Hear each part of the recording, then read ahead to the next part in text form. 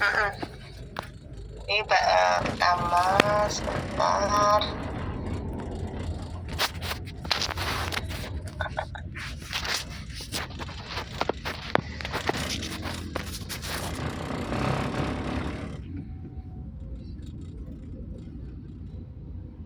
Proposal tesis.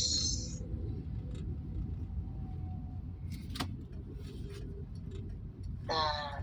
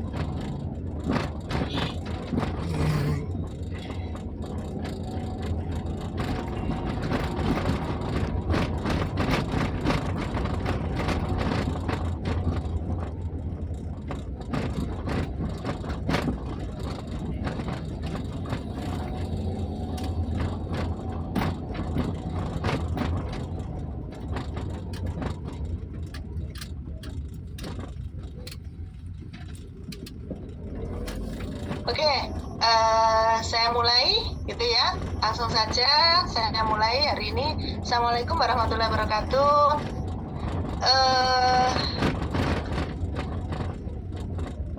Bisa dimulai ya. Oke. Nah, seperti yang saya sampaikan dulu di semester 1, semester 2 ini adalah semester yang paling repot ya. Paling repotnya kenapa? Paling repotnya adalah Anda harus membuat proposal tesis. Kalau proposal tesisnya sudah bagus di semester 2, semester 3 tinggal ke lapangan lulus. Ya. Tapi kalau semester 2 ini proposalnya masih acak-adul gitu ya.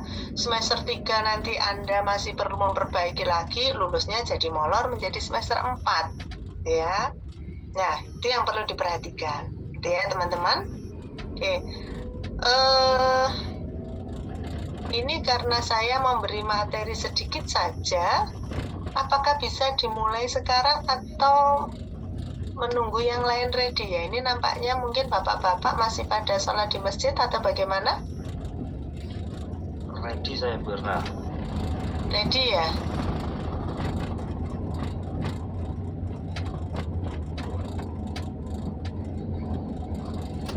Iya.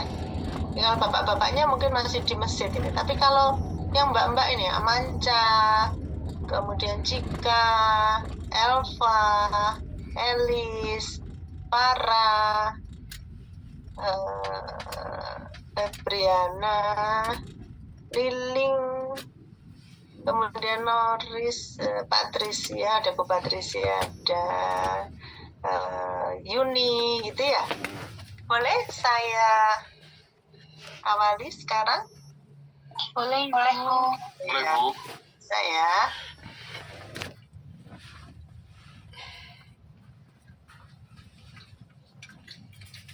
Ya udah kelihatan?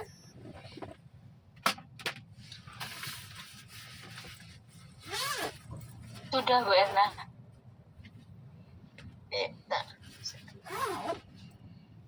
Oke, saya memberi penjelasan malam ini saja. Selanjutnya besok sudah mulai Anda yang mulai presentasi, gitu ya. Jadi mata kuliah ini adalah proposal tesis, ya. Mata kuliahnya adalah mata kuliah proposal tesis. Nanti kalau jadi berarti ini menjadi proposal tesis yang beneran, gitu ya. Nah, coba kalau kita lihat ya, kita lihat gambarnya adalah seperti ini, gitu ya. Proposal tesis. Gambarnya menggambarkan Bapak, Ibu, Saudara semua apa enggak ini? Stres kayak gini gitu ya. Di depan tumpuan buku, laptop, sampai ketiduran, nggak makan, nggak mandi gitu ya, mikir proposal tesis ya. Ini biasanya seperti ini. Jadi stres gitu ya. Pokoknya stres mikir proposal tesis, temanya apa itu ya. Nah, hari ini kita akan membahas tentang tema karya ilmiah, mencari judul, state of the art, kemudian membuat artikel dan presentasi proposal. Jadi pokok bahasannya nanti Anda pada pertemuan ke-8 sampai ke-14 nanti Anda semua harus presentasi, gitu ya. Nanti minggu ke-3 saya akan mendatangkan dari perpustakaan. Nanti akan Anda diajari bagaimana mencari jurnal, gitu ya, bagaimana mencari tema, gitu ya. Nanti dari perpustakaan ya, tenaga ahli dari perpustakaan nanti akan datang offline. Tapi nanti silakan yang nggak bisa offline nanti akan difasilitasi hybrid, gitu ya. Oke, ini adalah pokok bahasannya. Nah, ini penilaiannya, gitu ya. Jadi karena ini mata kuliah, jadi ini nanti ada penilaiannya, ya. PJMK-nya, ya, di sini adalah saya. Nanti saya akan memberi penilaian UTS. UTS itu apa? Naskah proposal yang dikumpulkan pada saat jadwal UTS, ya. Kemudian nanti ada dosen reviewer. Dosen reviewer adalah semua dosen yang pernah mengajar Anda. Nanti akan jadi dosen reviewer. Ada Prof. Antun, Prof. Yusuf, Prof. Vale, Prof. Ika, kemudian ada Pak Eko, Pak Bintoro, dan saya. Nanti semua menjadi dosen reviewer. Dosen reviewer itu apa? Dosen reviewer adalah mereview UTS ini tadi, naskah proposal UTS Anda. Anda nanti harus presentasi naskah proposal ini di depan dosen reviewer. Ya, presentasi. Dilaksanakan pada minggu ke-8 dan 14. Kemudian setelah direview oleh para reviewer pasti akan direvisi. Reviewer akan memberi masukan sehingga kemudian Anda harus melakukan revisi. Setelah itu kemudian UAS, ya. Kemudian nanti saya PJMK juga akan memberi nilai kepada Anda wajib mempunyai artikel. Nah, kemarin sudah di mata kuliah metode penelitian, di mata kuliah yang lain yang mewajibkan Anda submit artikel. Itu nanti dipakai, itu nanti dilaporkan ke saya apakah sudah accepted atau sudah publish. Ya. Jadi, luarannya adalah dari hasil submit artikel pada mata kuliah MEDPEN ya. Saya sudah koordinasi dengan dosen MEDPEN. Anda semua disuruh submit artikel. Nah, submit artikel itu hasilnya nanti accepted atau publish, itu nanti dilaporkan menjadi nilai di sini. Oke. Untuk penilaian, ada pertanyaan? Izin Bu Erna. Ya. Untuk artikel yang dinilai, apakah harus artikel yang menjadi tugas mata kuliah MEDPEN atau boleh artikel yang lainnya, Bu? Jadi, boleh artikel yang lainnya boleh. Yang penting di mata kuliah proposal tesis ini ada artikel yang Anda tampilkan, Anda kumpulkan. Artikelnya itu sudah submit kah? Sudah accepted kah? Atau sudah publish? Tentu penilaiannya berbeda ya. Level submit, accepted, atau publish. Gitu ya. Nah, kalau misalnya Anda sudah, pakai yang kemarin aja, yang mata kuliah MEDPEN. Mata kuliah MEDPEN, kalau kemarin sudah submit, kemudian sekarang sudah proses review, ya itu dikerjakan ya reviewnya. Atau sudah di-accepted gitu ya, atau publish. Sorry, ini harusnya accepted, review, dan submit, review, accepted, dan publish. Jadi boleh pakai artikel, ya, posisi artikel yang sudah disubmit kemarin mata kuliah MEDPEN atau sekarang mau submit yang baru, boleh. Kalau kemarin tema aku kok jelek tuh, saya mau bikin lagi yang baru, saya mau submit lagi Silahkan. Sudah paham? Mau bertanya, Bu? Boleh? Ya, untuk artikelnya ini apa hanya satu orang atau boleh lebih dari satu orang? Oke, pertanyaan bagus.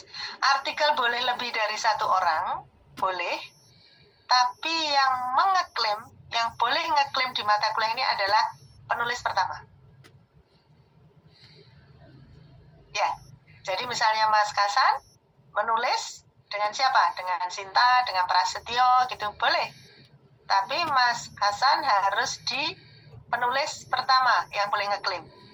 Ya, jadi nanti misalnya 3 orang bisa ganti-gantian membuat 3 artikel, gitu ya, tandem gantian. Penulis 1, 2, 3, 1, 2, 3 boleh. Tapi yang ngeklaim di sini untuk mata kuliah ini dan ini nanti adalah syarat kelulusan itu adalah penulis pertama. Paham?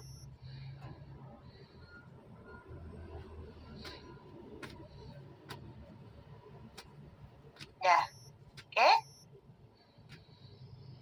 Apalagi? Ada pertanyaan lagi?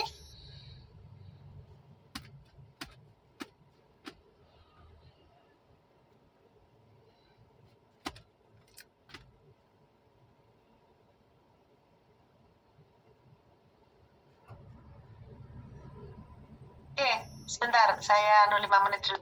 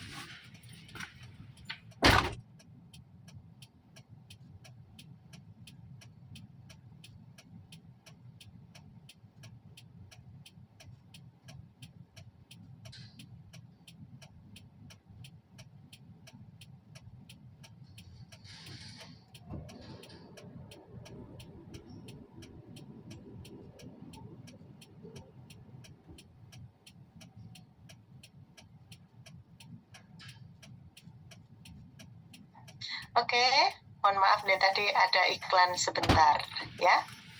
Boleh saya lanjutkan? Boleh Bu Erna. Ya, oke. Boleh lanjut ya. Bu. Oke, ini sudah jelas ya. Untuk penilaiannya sudah jelas ya. Nah, sudah jelas.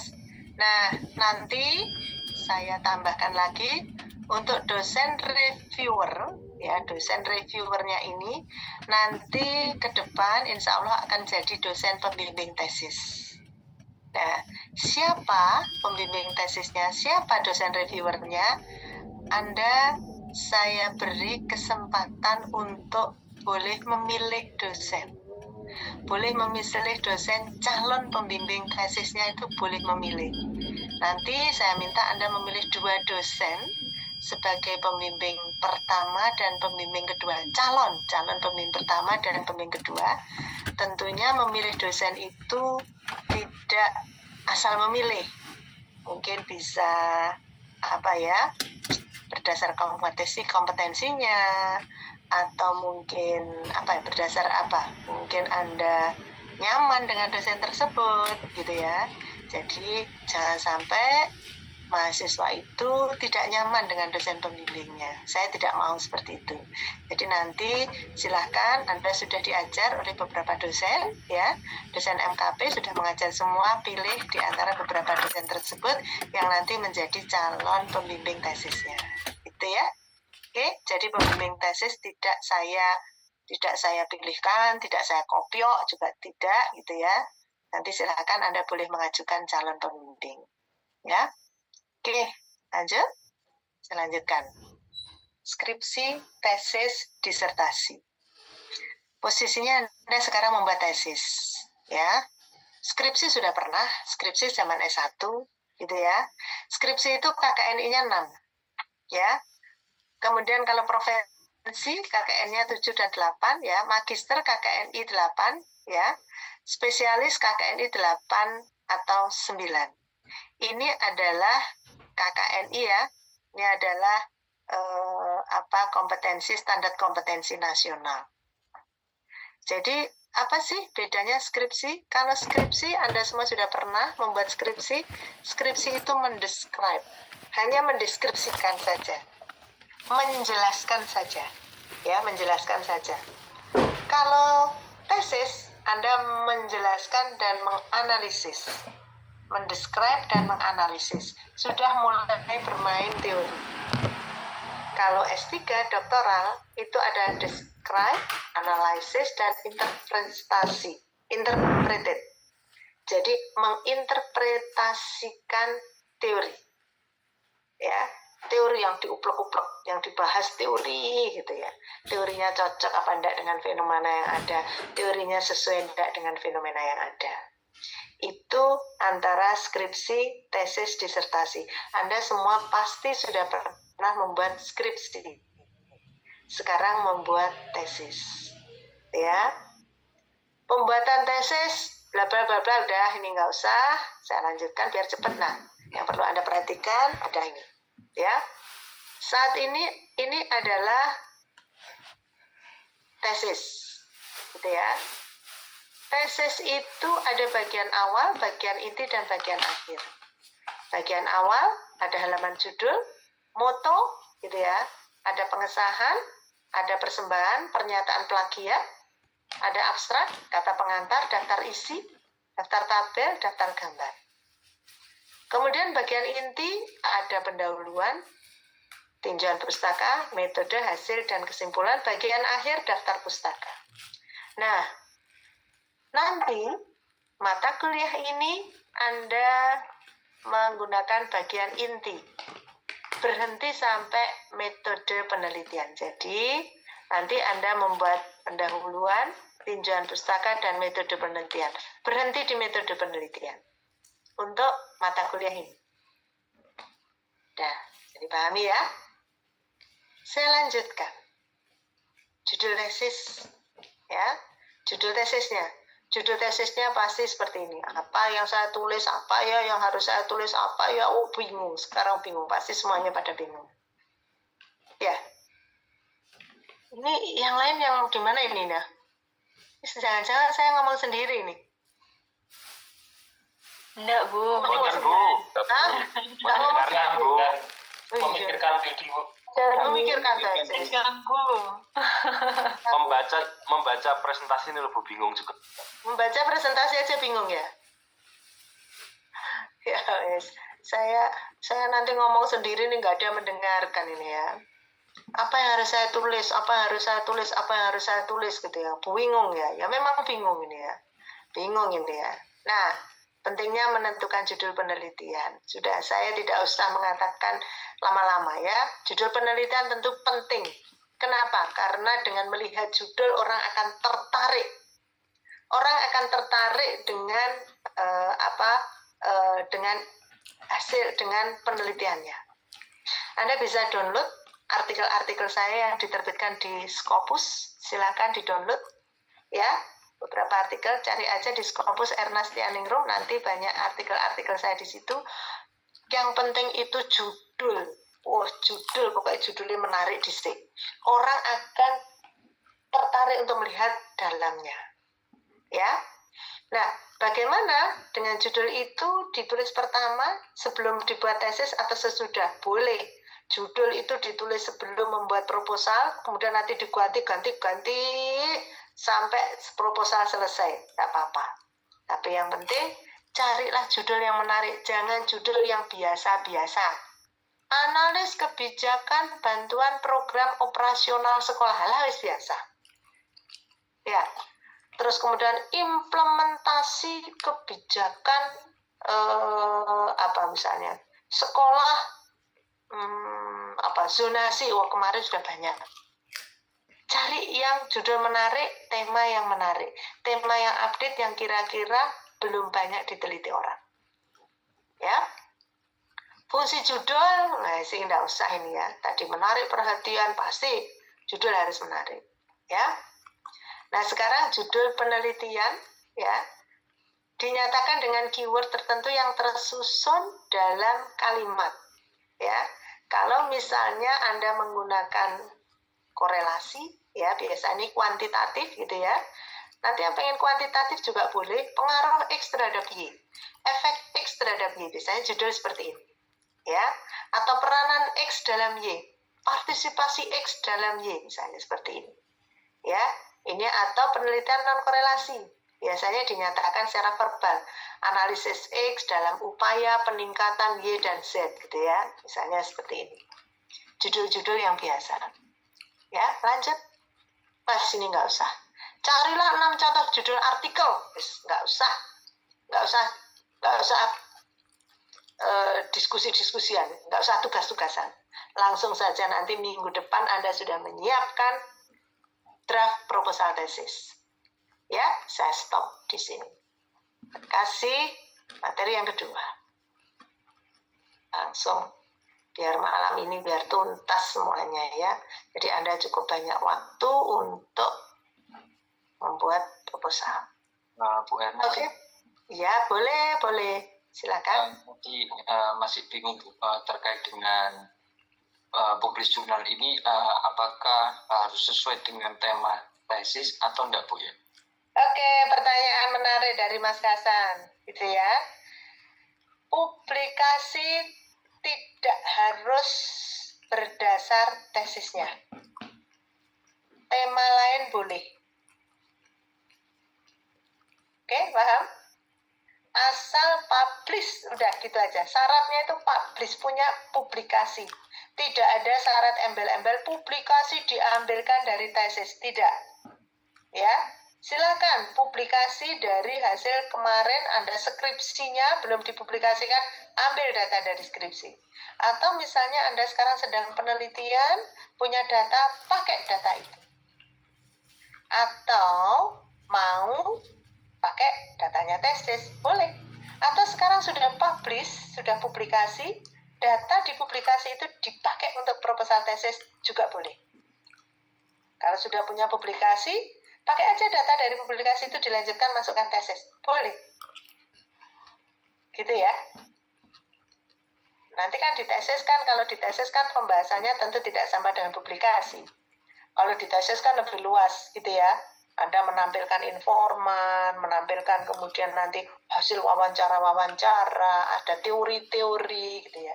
Tapi temanya sama, datanya juga pakai data publikasinya, artikelnya boleh. Paham? Paham ya? Semuanya paham ya? Jadi jangan bingung. Ya, kemarin kan semester kemarin sudah submit kan? Mata kuliah Medcom? Sudah submit kan ya? Udah. Ya Ampun, udah. Bu. Itu submit ditolak, reject atau direview? Kalau dari kemarin kan untuk medpennya dibagi 2 jurnal Bu sama Pak Bin. Kalau dari yang jurnal kelompok saya itu kayaknya belum ada kabar lagi Bu. Belum ada kabar lagi? Nggih. Oke. Berarti sudah lama no? Belum ada kabar lagi. 1 bulan lebih Bu. Ya. Ya udah, bismillah nanti ada kabar. Minimal ya, minimal tadi yang syarat tadi untuk mata kuliah ini Anda submit sudah terpenuhi. Ya toh? Sudah terpenuhi. Sudah pernah submit kan gitu. Ya, tapi tentu nilainya beda dengan yang submit dan yang direview kan gitu ya. Kan ada submit, ada review ya. Ya, jadi ada submit, review. Oh, ini proposal ini saya belum stop share ini ya. Berarti tak ganti submit. Apakah submit?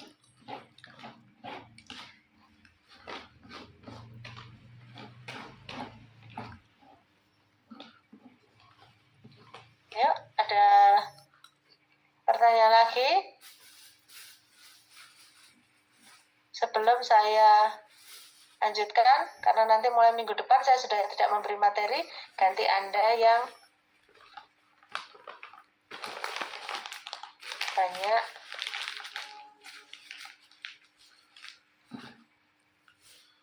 ya.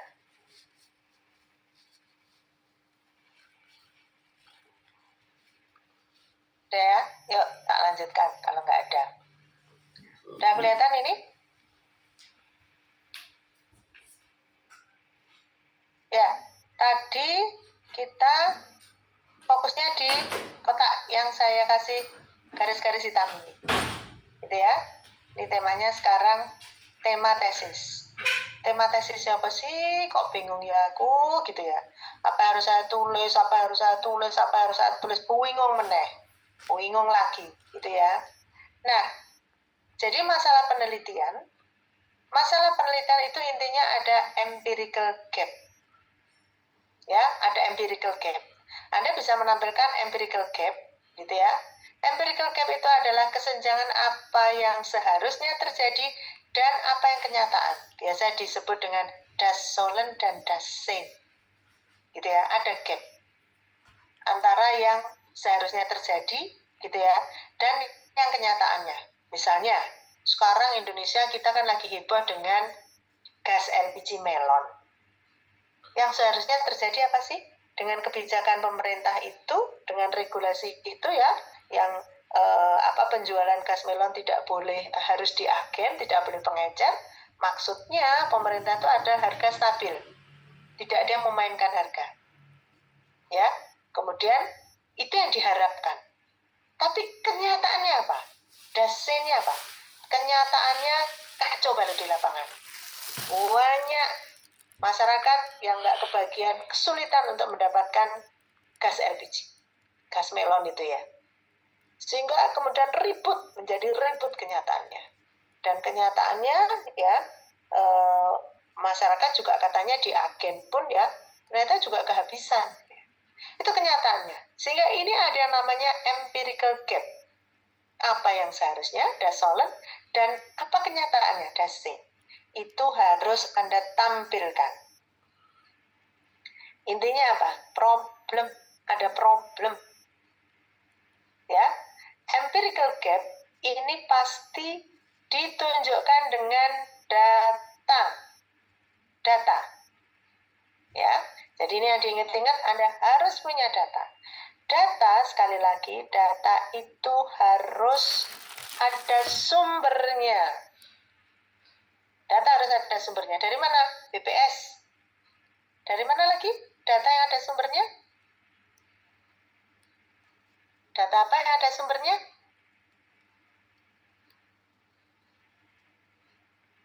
Yuk, data apa? Good step Bu Erna. Ya, Dari good step. good step itu? Malah saya nggak tahu, ini saya malah belajar.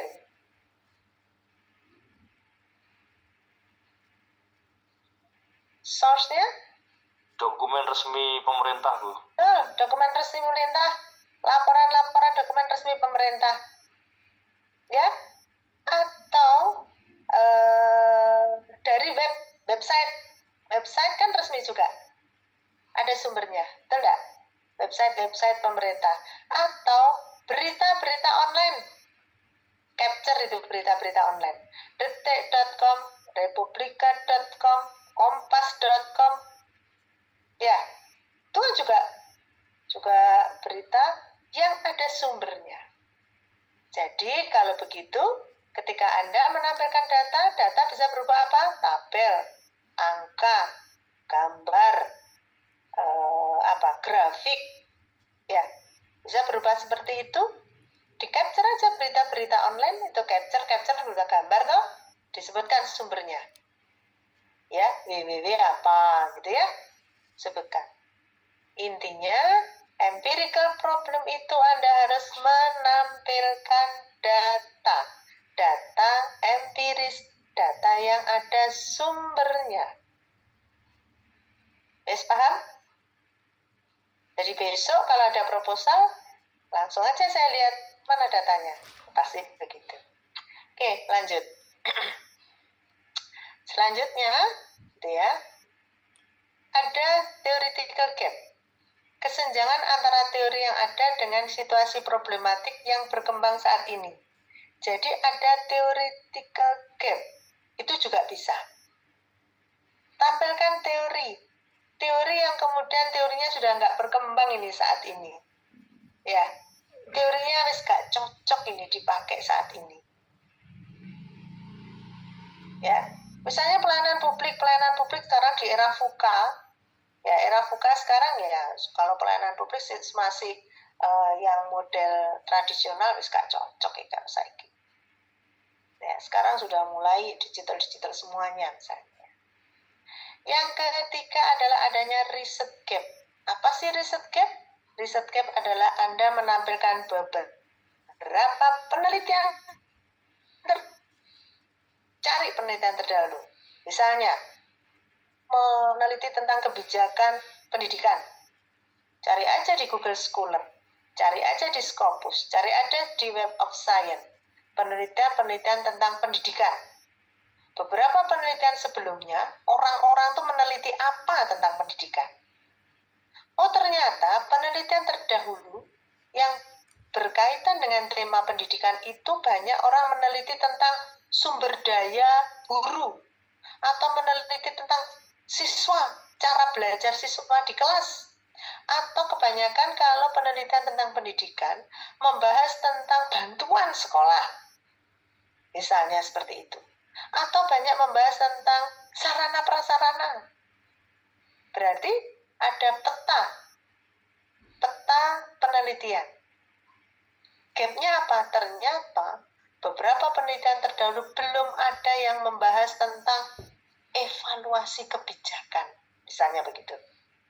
Atau penelitian terdahulu belum ada yang menjelaskan tentang kepemimpinan dari aspek pendidikan, misal. Itu yang namanya Anda menemukan riset gap. Dari mana Anda menemukan riset gap? Berarti harus cari penelitian sebanyak-banyaknya. Ya. Untuk memetakan penelitian terdahulu. Oke? Sudah paham? Nah, nanti akan paham kalau Anda akan praktek. Ya, masalah penelitian. Yang kedua, rumusan masalah. Nah, ini biasa ini rumusan masalah ya. Rumusan masalah itu nanti research question. Ya. Lanjut, tujuan dan manfaat. Nanti tujuan dan manfaat itu ada tujuan penelitian dan manfaat penelitian. Manfaat penelitian itu manfaat secara teori dan manfaat secara praktis. Ya. Manfaat teori, mengisi gap research, ya. Kemudian apakah mengcounter teori atau mensupport teori, ya, atau menambah wawasan teori itu juga boleh.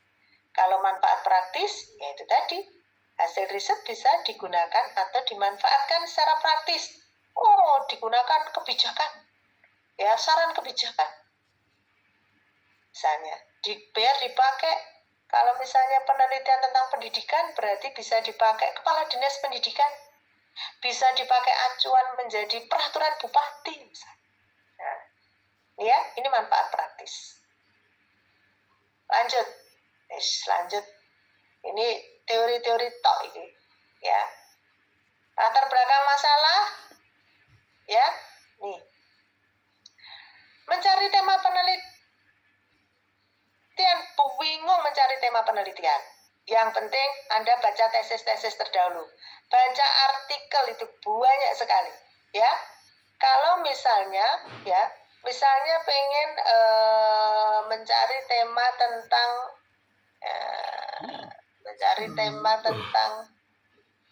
ini kelihatan nggak ini saya ganti Google? Belum. Tidak, Bu. Oh tidak, berarti saya harus stop share sebentar. Ini sebenarnya bisa di share.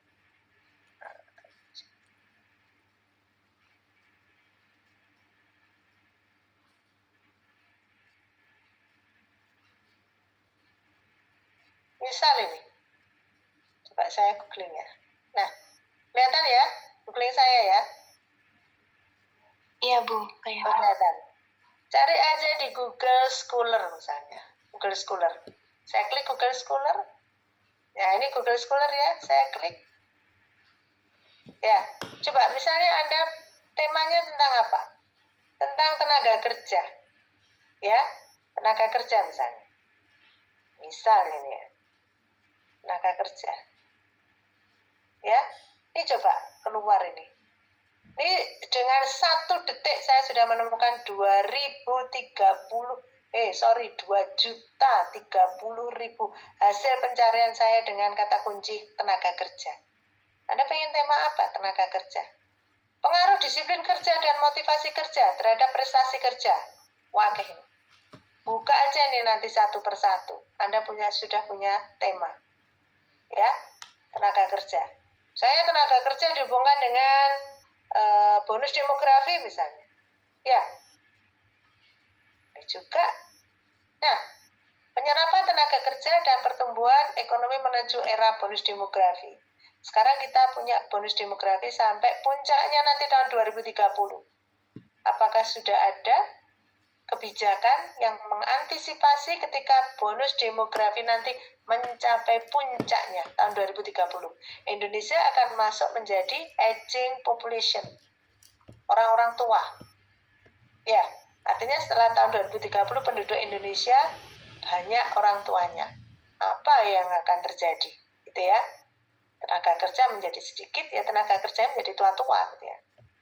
Misalnya ya, nih misalnya, atau kemudian Anda bisa menghubungkan ya data misalnya dengan misalnya ini tadi misalnya ya, nah ya misalnya tadi tenaga kerja ya, tenaga kerja plus tetap misalnya Anda mau fokus ke bonus demografi atau ke Gen Z, Gen apa gitu ya, demografi. Oke. Tapi saya cari berita, ya. Ini nggak saya cari berita misalnya, yang kelihatan. Oh, lansia dan bonus demografi kedua. Nih, menuju bonus demografi misalnya dibuka. Ini misalnya apa? Misalnya ada berita apa? Ini kan bisa menjadi berita. Ini bisa menjadi berita. Boleh ini juga menjadi apa? Menjadi data. Ini kalau beritanya cocok ya, nanti dicari yang berita-berita yang cocok. Ya, vacancy atau apa. Atau kalau misalnya Anda mau misalnya mau tema tentang pelayanan publik terkait misalnya parkir, pelayanan publik terhadap pasar misalnya. Kalau ada protes-protes gitu bisa cari di 112 ya. Atau kalau anak muda bisa cari data di IG. Sorry kok IG. Apa itu? Saya anak muda selain IG? TikTok, bukan? Twitter. Twitter. Berita-berita di Twitter. Ya, opini-opini masyarakat di Twitter dikumpulkan semua. Ya, kemarin bimbingan saya S1 ada yang terkait dia mau melihat kebijakan tentang itu loh nak, pelecehan seksual itu loh di kampus itu loh. Nah, dia mau melihat opini publik terkait pelaksanaan kebijakan penanggulangan pencegahan kekerasan seksual di lingkungan kampus. Dia menganalisis itu di Twitter. Orang ngomong apa sih di Twitter? Ngomong apa sih? Itu kan juga menjadi data. Ya, itu data itu. Oke, paham ya? Saya lanjutkan. Jadi nanti minggu depan data harus sudah ada. Ya, cari artikel, buku referensi, majalah, surat kabar, laporan penelitian dan lain-lain. Bagaimana cara mencari tema, sudut pandang yang spesifik, harus lain daripada yang lain. Update isu, ya, isu yang terbaru. Yang dicari itu isu terbaru. Isu terbaru itu Anda bisa cari di berita-berita itu tadi. Berita-berita online itu banyak isu-isu terbaru. Ya, isu-isu terbaru. Dan sesuai passion. Jangan lupa sesuai passion. Bayangkan kalau Anda melakukan penelitian tidak sesuai passion. Bukan kesukaannya. Itu bukan. Waduh. Kalau saya kan, coba Anda bisa baca semua artikel-artikel saya di Scopus. Tentu temanya tentang public service. Karena passion saya di kebijakan dan pelayanan publik. Semua pelayanan publik, ya, pelayanan publik terhadap lansia, terhadap anak terlantar, terhadap disabilitas, gitu ya. Nah, semua tentang pelayanan publik. Tulisan saya yang terakhir, When Silence Speaks, itu adalah dengan untuk anak bermasalah dengan hukum. Ya, ini adalah sesuai passion, senang. Kalau saya disuruh meneliti tentang keuangan negara, kebijakan keuangan misalnya, gak paham saya. Karena bukan passion saya, gak suka saya, gitu ya. Sehingga silakan. Ya? Iya, izin Bu Erna. Bu Erna, saya izin konsultasi Bu. Kalau untuk tesis kebijakan publik itu, apakah diperkenankan juga untuk mencantumkan teori-teori di luar kebijakan publik dan administrasi publik itu? Misalkan teori ekonomi dan lain sebagainya. Oke, siapa ini tadi yang bertanya? Saya Bu Prasetyo. Oh, Mas Prasetyo. Boleh. Nah, itu kan menjadi teori settingnya. Kebijakan publik itu teori intinya. Karena Anda di kuliahnya di S2 kebijakan publik. Jadi harus ada teori-teori tentang kebijakan publik. Apa misalnya teori tentang kebijakan publik? Mata kuliah teori kebijakan publik? Ada teori apa? ACN? Apalagi? MSF, Bu. MSF? Apalagi? Policy instrumen. Ya. Kemudian apalagi? Evaluasi kebijakan, analisis kebijakan, banyak teorinya. Implementasi, banyak teorinya. Itu harus ada karena Anda adalah magister kebijakan publik.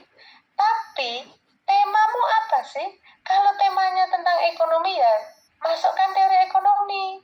Temanya tentang pendidikan, masukkan teori pendidikan. Temanya tenaga kerja, masukkan teori tenaga kerja. Karena itu adalah settingnya. Paham? Semuanya? Ya. Paham, Bu. Kan misalnya, kebijakan pengembangan kapasitas UMKM.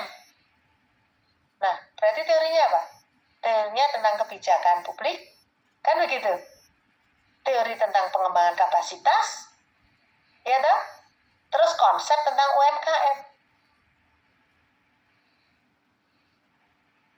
Pertanyaan bagus ini, Mas Prasetyo. Justru harus ada teorinya.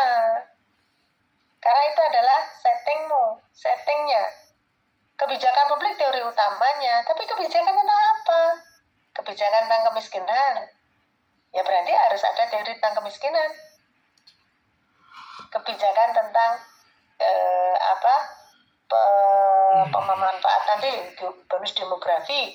Ya harus ada konsep tentang bonus demografi.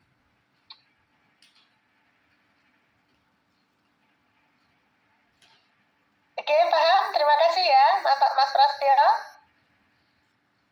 Oke, saya lanjutkan. Ini tadi apa sesuai passion. Nah ini, yang ini sering diabaikan, mudah dikerjakan, ya, mudah dikerjakan atau data lokasi.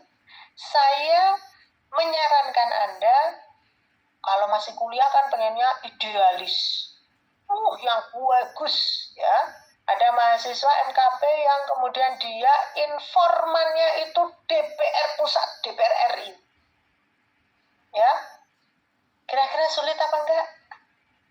Janji hari ini katanya boleh ditemui 2 minggu lagi, 2 minggu ditemui, mundur lagi sebulan, 2 bulan, 3 bulan, 5 bulan misalnya. Karena apa? Sulit cari data. Sehingga penelitian itu yang mudah saja datanya. Penjenengan semua yang ada di sudah berdinas, pakai aja data di tempat Anda. Gak usah muluk-muluk. Pakai aja di tempatnya itu. Dihubungkan dengan kebijakan. Ya. Ada mahasiswa juga, S2KB juga, dia itu meng-capture MSF, Multiple Stream Framework. Dia mau meng-capture pejabatnya. Saya tanya, kenapa kamu kok lama? 1 semester ini saya cuma itu, Bu, appointment, janji-janji. Nah, ya apa sing mau diwawancarai ya bupati, sekda. Ya, wangel golek DPR. Ya, udah. Itu tinggalkan itu yang sulit-sulit. Artinya, Anda membuat tesis harus mudah dikerjakan. Anda posisinya Surabaya, ya wis tau, gak usah atau penelitian di Papua. Jauh. Ya, itu juga sulit, mempersulit diri sendiri. Cari yang mudah. Oke? Ya. Yang terakhir, mengubah ide orisinal. Mengubah ide. Tadi saya contohkan, coba di googling tadi. Ada tema, ya. Ada tema misalnya kebijakan atau pengembangan instrumen kebijakan tentang cukai rokok. Wah, api ini. Boleh merubah ide orisinal. Ganti saja. Pengembangan instrumen kebijakan tentang minuman beralkohol. Pengembangan instrumen kebijakan tentang apa misalnya? Kawasan merokok, Bu. Misalnya, kawasan merokok misalnya. Tadi misalnya, pengembangan instrumen kebijakan terkait minuman beralkohol. Minuman beralkohol ini tetap aja. Berarti teorinya diganti. Analisis kebijakan terkait minuman beralkohol. Implementasi kebijakan minuman beralkohol. Oke? Mudah toh? Mengubah ide original. Jadi cari aja di judul-judul tesis, judul-judul penelitian diganti. Ganti teorinya atau ganti temanya. Atau judul dan tema, judul dan lokasi sama lokasinya sih diganti. Pengembangan instrumen kebijakan tentang minuman beralkohol ada mahasiswa MKP yang di Papua. Ganti aja di Jawa Tengah. Madura. Di mana? Itu boleh. Mengubah ide original. Jadi gak usah bingung. Cari apa. Kalau Anda bingung berarti kurang membaca mau loh artikel. Kurang membaca berarti kalau bingung. Banyak tema. Tadi aja Google Scholar baru 1 detik aja 2 juta loh yang keluar. Ya, tadi 1 detik tuh. Coba Anda cari aja ganti-ganti tema. Buka aja Google Scholar.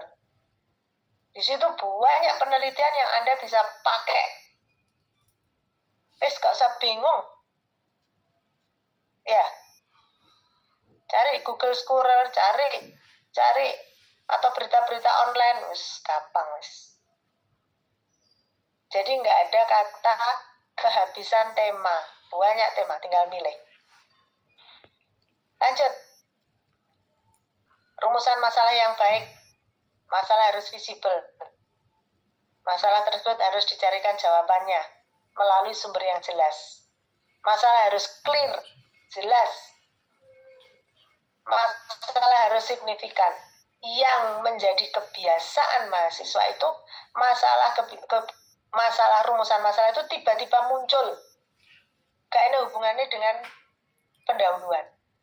Jadi, kalau masalahnya kalau tiba-tiba ingin melihat bagaimanakah kebijakan pengembangan kapasitas UMKM misalnya. Kalau rumusan masalahmu adalah bagaimanakah kebijakan pengembangan kapasitas UMKM, berarti harusnya ada apa di pendahuluan? Harus ada problem dengan kapasitas UMKM. Ada problem dengan kapasitas UMKM, kemudian dikeluarkan kebijakan pengembangan kapasitas. Biasanya itu di pendahuluan KNE problemnya tiba-tiba di rumusan masalah muncul. Itu yang sering terjadi. Nggak ada benang merahnya. Ya.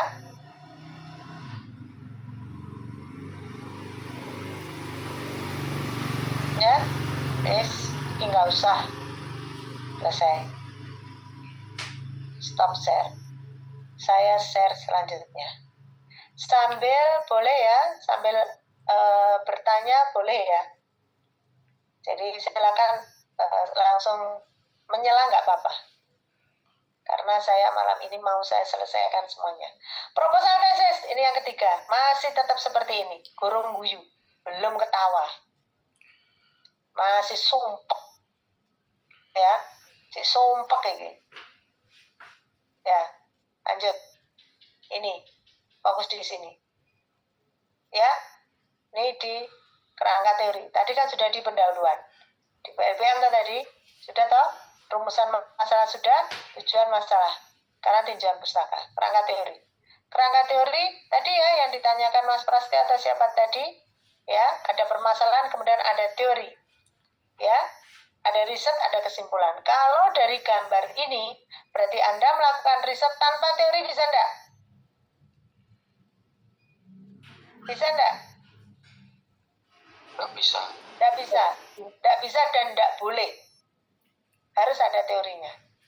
Ya, tadi saya contohkan. Kebijakan pengembangan instrumen kebijakan tentang pengembangan instrumen kebijakan minuman keras tadi ya. Anda harus ada teorinya, teori kebijakan. Ada teorinya, pengembangan instrumen. Ada konsepnya tentang minuman keras. Harus ada konsepnya. Minuman keras itu yang mana sih? Mana yang definisi minuman keras? Minuman keras yang dilarang? Ya.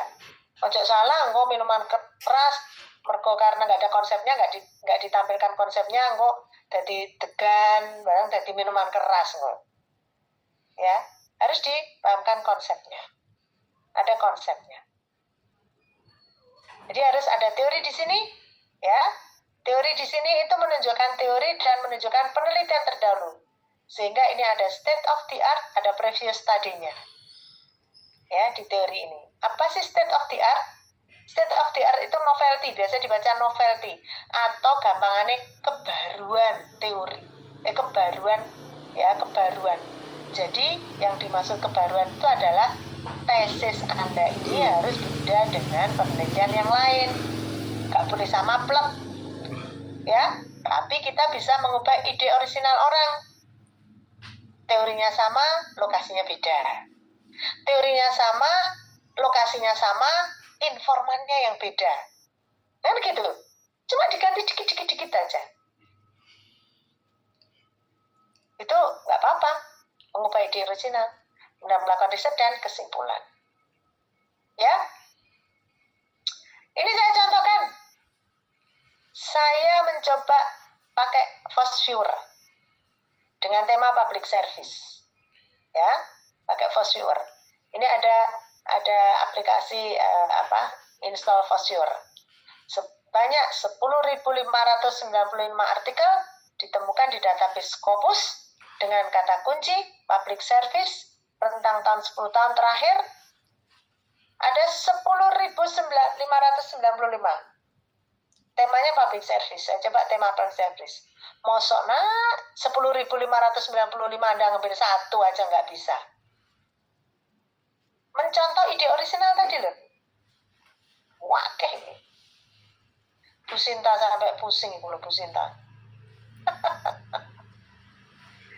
Ya, terus domongi kok. Domongi selamat berpusing-pusing kan.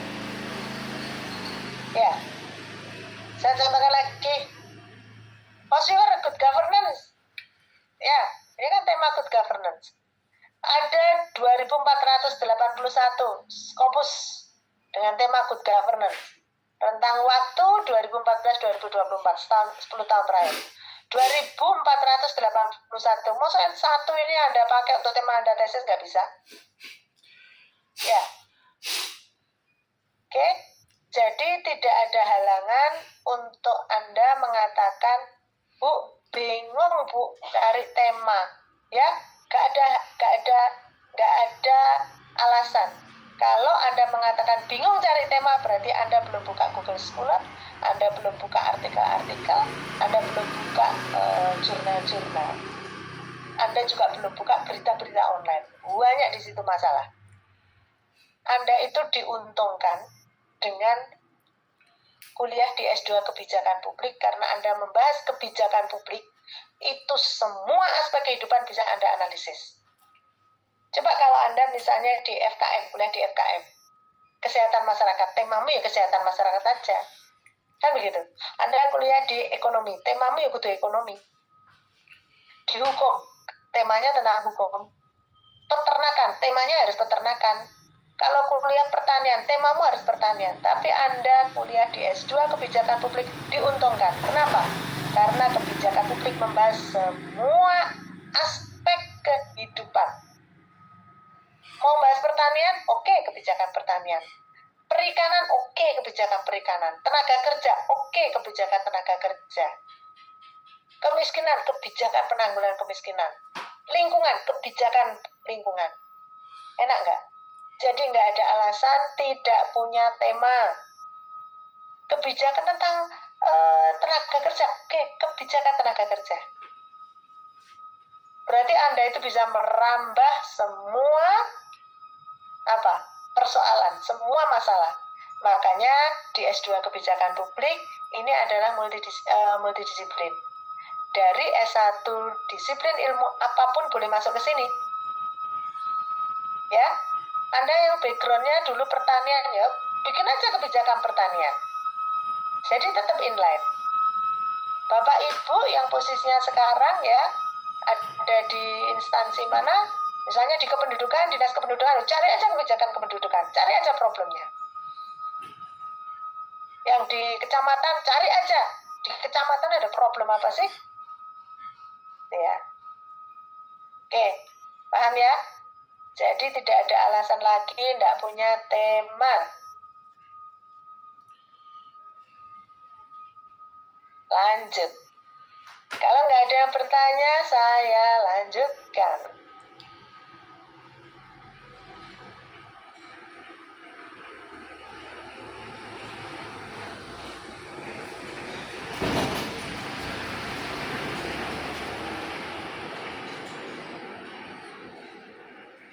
Izin bertanya Bu Erna. Boleh. Jadi itu kan tadi disampaikan oleh Bu Erna mengenai terkait dengan untuk pengumpulan data-datanya, Bu. Jadi tugas kita untuk mulai dibentukkan itu kan intinya proposal tesis itu yang harus kita lakukan itu apa, Bu? Dalam bentuk PPT atau hanya bab 1 atau bagaimana? Oke. Ini tugasnya ini sih, selanjutnya ini. Ya, pelan-pelan. Ya. Pokoknya dengan saya 7 kali pertemuan ke-7 sudah jadi proposal yang fix dikumpulkan untuk UTS. Prosesnya nanti Anda nanti ini berberapa sih? Ber-22. Yang satu saya berarti ber-21. Totalnya berapa tuh? 21 Bu Erna. 21 ya. 21 kita bagi ya menjadi 4 kali pertemuan yang presentasi berarti 3,5-an. 3,5 ya bagi cara dibagi 3,5. Intinya nanti Anda akan presentasi di depan semua ya. Nanti mahasiswa temannya ini adalah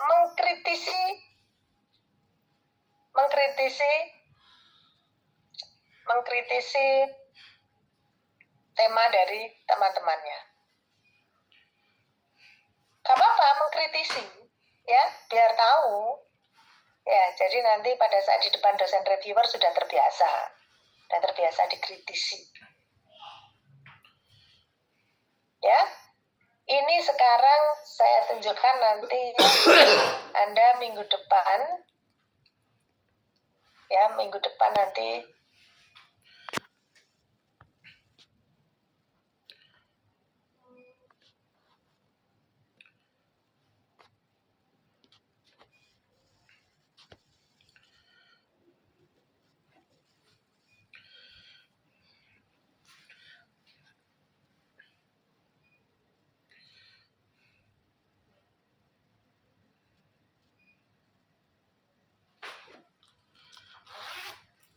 ini yang bagian ke-4 tesis ya.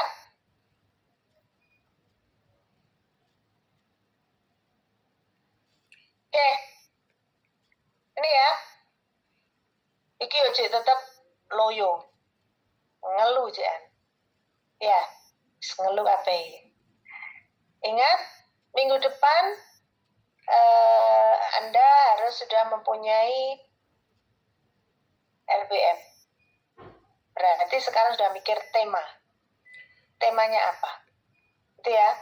Yang penting itu ada logical construct dalam kerangka pemikiran ya. Logical construct, konstruksi berpikir, jangan loncat-loncat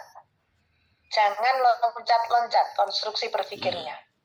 Konstruksi berpikir itu dari deduktif ke induktif, dari yang luas ke sempit, atau induktif ke deduktif, dari yang sempit ke yang luas. Ya, itu kebalik kalau misalnya Anda mau penelitiannya mau kualitatif atau kuantitatif. Siapa yang rencana mau kuantitatif, siapa yang rencana mau kualitatif. Kualitatif dan kuantitatif itu metode, boleh. Jadi silakan mau kuantitatif atau kualitatif. Ya. Anda harus berawal dari conceptioning. Tahap ini menyusun konsepsi. Masalah itu adalah fakta. Ya. Masalah itu adalah fakta. Jadi karena masalah itu adalah fakta, gitu ya. Masalah itu adalah fakta, ya. Maka kalau fakta berarti harus apa? Fakta. Kalau Anda mengatakan ini fakta loh. Berarti apa? Harus ada apa? Data. Halo? Ya? Data. Data.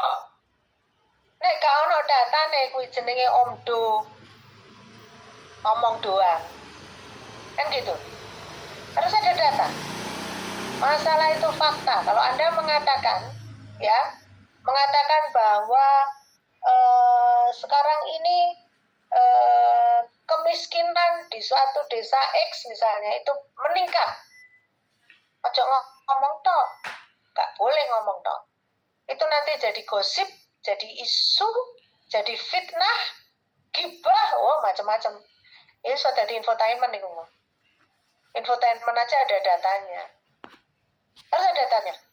Datanya apa? Menunjukkan bahwa kemiskinan makin meningkat. Ini loh. Datanya, penghasilan orang-orang menjadi menurun. Daya beli masyarakat menurun. Itu kan bisa untuk mensupport bahwa kemiskinan meningkat. Ya, support. Fakta, tunjukkan data. Meskipun tidak semua konsep sebagai determinan dan sebagai result yang menjadi dependent dan independent variable ini kalau membahas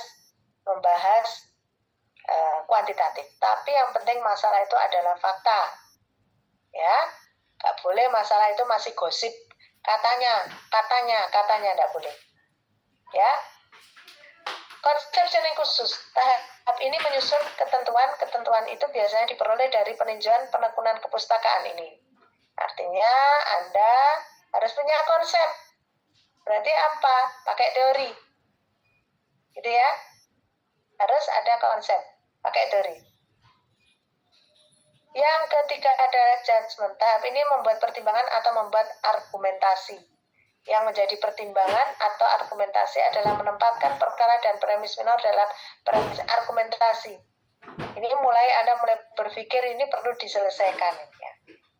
Ya. Ini cara mengalirkan jalan pikiran menurut kerangka teori dan kerangka konsep yang logical construct. Nah, ini yang harus Anda kerjakan. Mengerjakan ini nanti pakai 5C.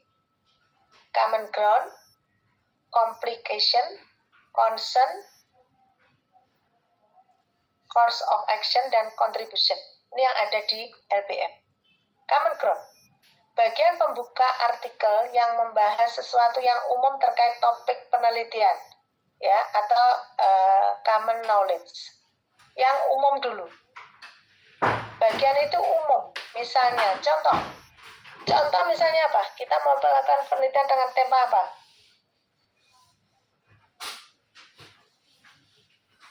Salah satu tema apa yuk?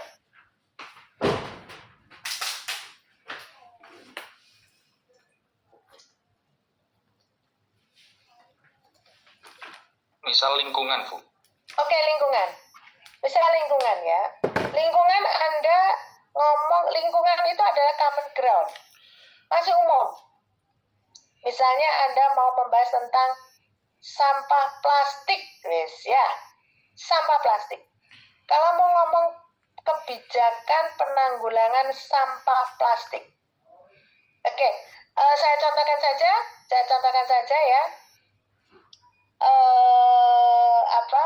Saya contohkan ada mahasiswa yang membahas tentang sampah food loss, ya, tentang sampah makanan itu loh, Nak. Sampah makanan. Karena ternyata berdasar data itu jenis sampah makanan itu hampir 80%. Ya, jadi dia membahas tentang sampah makanan, sampah rumah tangga. Apakah ketika membahas sampah rumah tangga, ya, sampah rumah tangga, langsung Anda nulis sampah rumah tangga? Kan tidak. Harus diawali apa dulu? Tentang lingkungan, gitu ya. Rusaknya lingkungan, pencemaran lingkungan, salah satunya adalah disebabkan oleh sampah. Begitu ya, paham yang dimaksud? Itu berarti Anda ngomong common ground. Ya, pendahuluannya dulu. Sesuatu yang umum, ya, terkait topik penelitian. Ini aja yang kita, ya. Oke. Itu yang umum.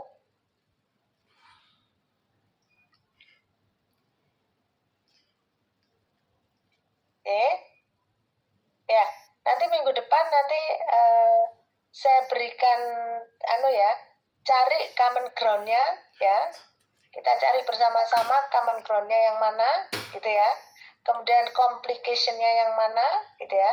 Sambil saya beri kesempatan Anda untuk mencari tema, nanti minggu depan masih belum presentasi. Minggu depan kita masih mau praktek common ground, complication, concern, course of action, dan contribution. Oke. Bapak, Ibu, dan Saudara sekalian, apakah enaknya kuliah malam begini atau enak agak sore ya?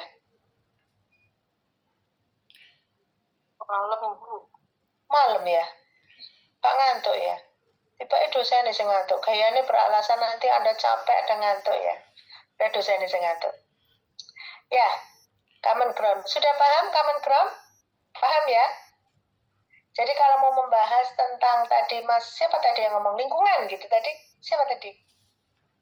Atur, Bu. Mas Atur. Oke, tadi itu sudah jawaban yang bagus. Lingkungan itu ketika lingkungan itu berarti common ground. Ngomong lingkungan. Lingkungan yang sehat, lingkungan yang bersih, kemudian lingkungan yang tercemar, ya, itu bahas dulu. Bahkan mungkin bisa bercerita tentang ini tadi, ini ada literatur dahulu, ya. Literatur mungkin bisa data-data berdasarkan WHO, ya, lingkungan itu adalah seperti ini berdasarkan, wah ini lingkungan yang bagus itu adalah pencemaran udara, itu kan umum dulu, kita ngomong dulu umum, introduction, gitu ya. Masuklah kemudian, ya, gap penelitian itu complication, dapat berupa riset gap maupun fenomena gap. Ya, bercerita. Beberapa penelitian menunjukkan tentang itu ya. Ya, kemudian ini yang ketiga concern, bagian menjelaskan mengapa gap penelitian poin complication sebelumnya penting untuk dijawab. Ya, ini kemudian course of action, menjelaskan solusi. Contribution berisi kontribusi teori. Ya, ini sedikit dulu, ya. Ini sebenarnya mau saya sampaikan untuk minggu depan. Ya, jadi minggu depan kita bahas common ground, complication, concern, course of action, dan contribution. Ini nanti cara Anda membuat pendahuluan biar Anda mudah. Ya, jadi nanti minggu depan kita praktek, ada artikel, gitu ya, ada artikel. Nanti kemudian kita analisis mana sih yang common ground, complication, concern, course of action, contribution. Atau mungkin bisa juga, oh ini kurang ini concernnya. Dia belum bahas course of action. Gitu ya. Oke, ini saya bahas untuk minggu depan sebenarnya. Sudah ada pertanyaan? Sebelum saya akhiri, tidak usah lama-lama, tapi tugas Anda, berarti mulai sekarang Anda sudah menyiapkan apa? Data. Siapkan dulu data, nanti baru dibunyi-bunyikan. Yang penting punya data dulu. Data banyak dicari. Ada pertanyaan sebelum saya akhiri? Dosennya tiba-tiba wis ngantuk. Dosennya sangat ngantuk tiba-tiba. Ya Allah, dari pagi misalnya. Bu, nanti PPT-nya jangan kirim kan?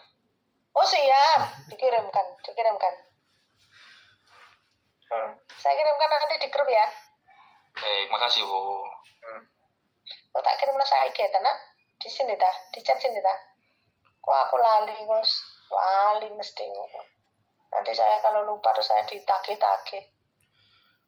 Kirimkan sekarang aja ya di chat ya.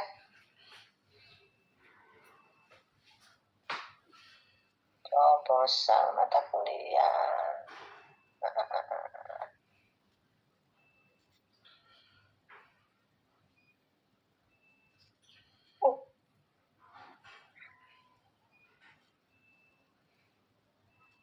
Dah, saya kirim 1, 2, 3 ya. 4 besok kita bahas minggu depan ya. Baik, makasih Bu. Oke, sudah?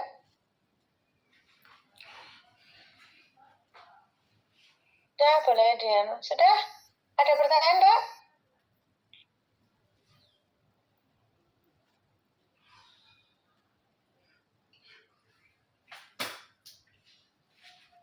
Nggak ada? Ada ya?